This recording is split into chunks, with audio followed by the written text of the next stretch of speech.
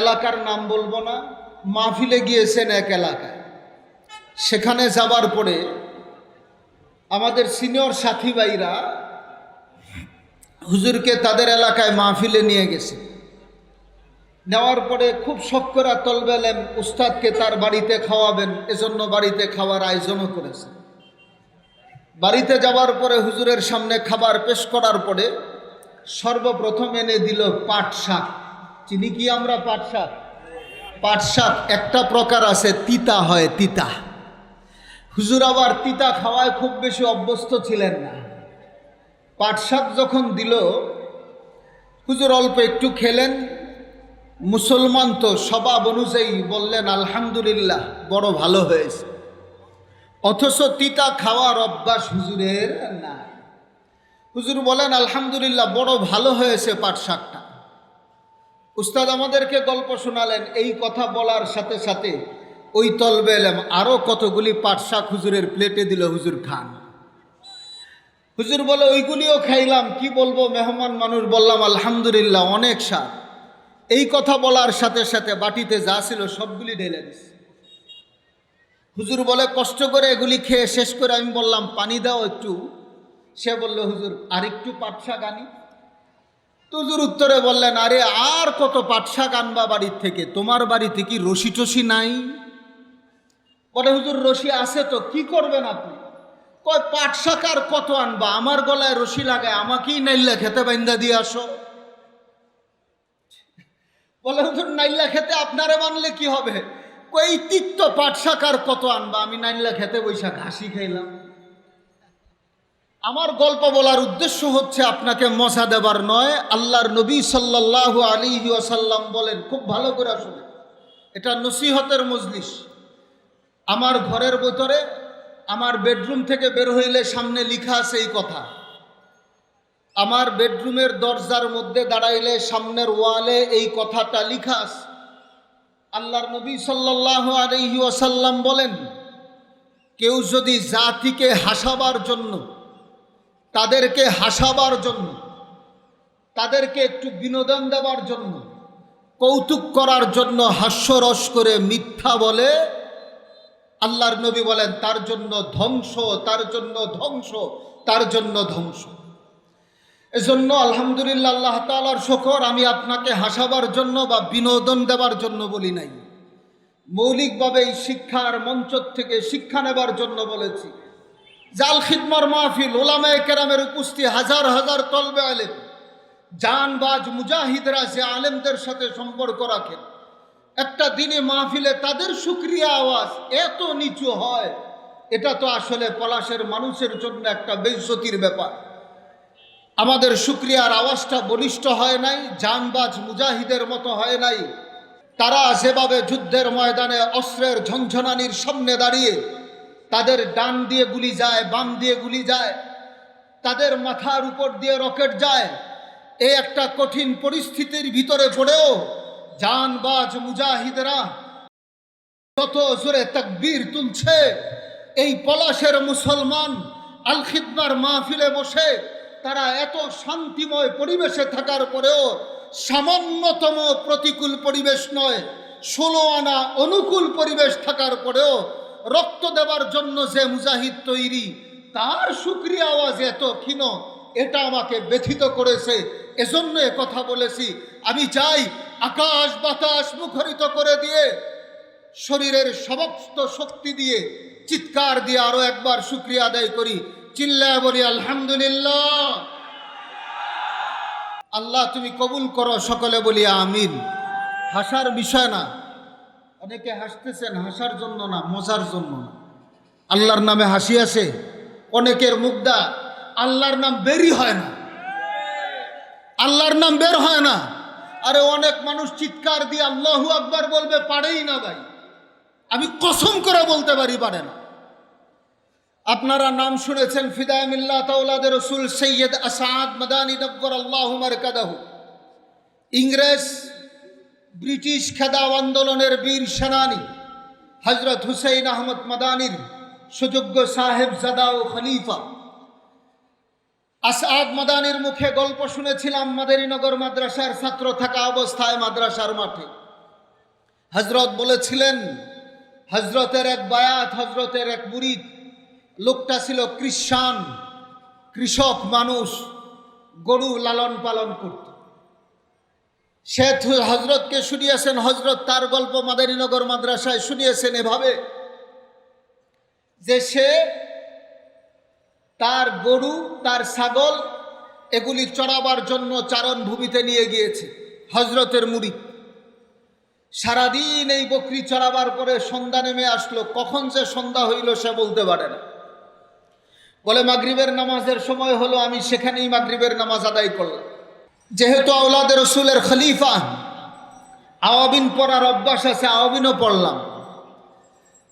বলে আমাকে 6 তসবিহ আদায় করতে হয়, 6 তসবিহ আদায় ছাড়া চলে আসবো মাঠ থেকে। মনটা চাইল না, 6 তসবিহ আদায় করলাম।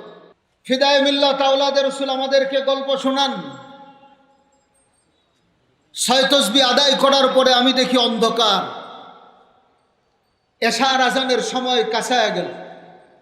এই অন্ধকার পরিস্থিতিতে তাকায় দেখি আশপাশে কোনো লোকজন নাই, দূর দূরান্ত কোনো মানুষ দেখা যায় না। তিনি বললেন, ওই সময় আমি আকাশ পানে চেয়ে চিৎকার দিয়ে আল্লাহকে ডেকেছি, আল্লাহু আকবার বলে, আল্লাহু আকবার বলে আল্লাহকে ডেকেছি। এত জোরে চিৎকার দিয়ে ডেকেছি, আমার জীবনে এত জোরে চিৎকার দিয়ে আর কোনো কিছুর নাম উচ্চারণ করি না। ফিদায়ে মিল্লত যখন এ কথা আমাদেরকে শোনাচ্ছিলেন, তখন ফিদায়ে মিল্লতের চোখেও পানি। ফিদায়ে মিল্লত তার মুরিদের গল্প শোনালেন যে আমার মুরিদ বলে, হুজুর, ওই দিন আমি আকাশ বাতাসকে মুখরিত করে শরীরের সমস্ত শক্তি দিয়ে আমার আল্লাহকে যে চিৎকার দিয়ে ডেকেছি, ওই সময় আমার অন্তরে এমন প্রশান্তি অনুভব করেছি, জীবনে কোনোদিন এত শান্তি পাই না। আল্লাহর নাম ডাকলে তো মুমিন কলবের মধ্যে শান্তি পায়। ইব্রাহিম আলাইহিস সালামের গল্প জানি সবাই। আল্লাহর নবী ইব্রাহিম আলাইহিস সালামের সামনে ফেরেশতা এসেছিল। ফেরেশতা খুব মজা করে আল্লাহ তাআলার জিকির করতে লাগলো, আল্লাহ তাআলাকে ডাকে। আল্লাহর নবী ইব্রাহিম মধুর সুরে আল্লাহর জিকির শুনে, খুব মনোযোগের সাথে শুনে এত পরিমাণ তৃপ্ত হলেন, বললেন যে আরেকবার আল্লাহর জিকির শুনো। সে আল্লাহর নামের জিকির শুনিয়ে দিল। আল্লাহর নবী ইব্রাহিম আলাইহিস সালাম বলেন, ভাই বন্ধ করলে কেন, আরো কিছু শুনো। এবার ফেরেশতা পরীক্ষা করার জন্য বলেন, আরো শোনাবো, ফ্রি আর কত, আর ফ্রি কত শুনবা? বলো এবার আল্লাহর নাম শোনালে তুমি কি দিবা? বলে এই যে আমার যা সম্পদ আছে এর অর্ধেক তোমারে দিয়ে দিব। ঠিক আছে, ফেরেশতা আবারও কিছু সময় আল্লাহর জিকির শোনালো, আল্লাহর নামের মধুর বাণী শোনালো। আল্লাহর নবী ইব্রাহিম খলিল শুনে তৃপ্ত হলেন। ফেরেশতা যখন বন্ধ করে দিল, তার অন্তর তো তৃপ্ত না। বলে ভাই আরো শোনা। বলে ফ্রি শোনাবো না। বলো এইবার কি দিবা? বলে আমার সম্পদের বাকি অর্ধেক দিয়ে দিব। আবারও শোনালো। এবার শোনাবার শেষ হবার পরে আল্লাহর নবী ইব্রাহিম বলে, ভাই তৃপ্ত তো হলাম না, আরো আমার আল্লাহর নাম শোনাও। ওই ফেরেশতা বলে, হে আল্লাহর খলিল, শোনাবো তো আল্লাহর নাম, এইবার কি দিবেন? বলেন এবার তো আর সম্পদ নাই, তুমি আমার মালিকের নাম শোনাও, আমি তোমার গোলাম হয়ে থাকি। আল্লাহর নাম শুনে তো আল্লাহর নবী ইব্রাহিম তৃপ্তি পাইতেন। আল্লাহর নাম উচ্চারণ করতে আল্লাহওয়ালারা তৃপ্তি পান। আল্লাহ কোরআনে বলেন, মুমিনদের অন্তর তো এমন, ইদা যুকিরাল্লাহ, যখন আল্লাহর নাম উচ্চারিত হয়, ওয়াজিলাত কুলুবুহুম, তাদের অন্তরটা কেঁপে উঠে, কম্পমান হয়ে ওঠে। আল্লাহর নামের উচ্চারণ শুনলে মুমিনের অন্তর কি হয় ভাই? কেঁপে ওঠে। মুমিনের অন্তরটা কাঁপে কিভাবে? তাফসীরের কিতাব খুললে দেখবেন মুফাসসিরিনে কেরাম অনেক দৃষ্টান্ত দিয়েছেন।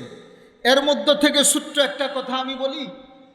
মুমিনের অন্তর কাঁপে যেভাবে, এর একটা বাস্তব মিসাল হচ্ছে এই, মাঝে মধ্যেই আমরা নিখোঁজ সংবাদ পাই, অমুক এলাকার অমুক ছেলে, বয়সে তো এই নাবালেগ বাচ্চাটা হারিয়ে গিয়েছে, তার পরনের কাপড় ছিল এই। সন্তানটা হারাবার কারণে বাবা পেরেশান, আমার ছেলে গেল কোথায়? বাবা হন্যে হয়ে এই সন্তানটাকে খুঁজে এখানে আর সেখানে। কথার কথা, ছেলের নাম হচ্ছে আব্দুর রহমান। এই আব্দুর রহমান নামের ছেলেটাকে বাবা সর্বত্র খুঁজতেছেন, এখানে সেখানে কোথাও ছেলেকে পায় না। খুঁজতে খুঁজতে খুঁজতে খুঁজতে কত জায়গা যে গেল, কিন্তু কোথাও পায় না। ক্লান্ত পরিশ্রান্ত অবস্থায় এক দোকানের পাশে বসে চা খায় আর আল্লাহর কাছে ফরিয়াদ করে, আল্লাহ গো, তুমি যদি আমার হারিয়ে যাওয়া আব্দুর রহমানকে মিলিয়ে দিতা। এমন সময় দোকানের ম্যানেজার চিল্লান দিয়া ডাকে, এই আব্দুর রহমান এদিকে আয়। কি ডাকে ভাই? এদিকে আয়। আপনারা বলেন তো, যে বাবা তার সন্তানকে হারাইছেন, সন্তানের জন্য পেরেশান, তার ছেলের নাম আব্দুর রহমান, আব্দুর রহমানকে খুঁজতে খুঁজতে বাবা পেরেশান। 1-2 সপ্তাহ, 1 মাস, 2 মাস বাবা শুধু আব্দুর রহমানকেই খুঁজেন। আজকে ক্লান্ত হয়ে বসে বসে যখন চা খায়, দোকানের ম্যানেজার তার দোকানের কর্মচারী আব্দুর রহমানকে ডাক দিছে, আব্দুর রহমান বইল। এই ডাকের সময় বাবার অবস্থাটা কি হয়েছে বাজান? বলেন না কি হয়েছে? এই ডাকের সময় বাবার অন্তরটা কেঁপে উঠে, দুমড়ে মুচড়ে উঠে, চায়ের কাপ হাত থেকে পড়ে যায়, লাফ দিয়া তাকায়, কোন আব্দুর রহমান? এটা আমার আব্দুর রহমান? এটা কি আমার আব্দুর রহমান না কোন আব্দুর রহমান? বাবা হতচকিত হয়ে লাফ দিয়ে তাকিয়ে খুঁজে, আমার আব্দুর রহমান কিনা। আল্লাহর নাম শুনলে মুমিনের অন্তর এভাবেই কাঁপে, যেটা আরে আমার আল্লাহ, আমার রব, আমার মালিক, এটা তো আমার আল্লাহর নামের উচ্চারণ, এটা তো আমার আল্লাহর নামের ডাক। মুমিনের অন্তরটা এভাবে কেঁপে উঠে। ও ভাই, আমরা যদি মুমিন হই, আমাদের অন্তরকে এভাবেই কাঁপা দরকার। আমি চাইব আপনারা চিৎকার দিয়ে আল্লাহকে ডাকেন, চিৎকার দিয়ে বলে উঠেন আল্লাহু আকবার, আরো জোরে আল্লাহু আকবার। আল্লাহকে আল্লাহু আকবার তো ডাকলেন, একবার আল্লাহ বলে ডাকেন তো আল্লাহ, জোর আওয়াজে আল্লাহ। আল্লাহ গো, তুমি আমাদের ডাক কবুল করো। সকলে বলেন আমিন।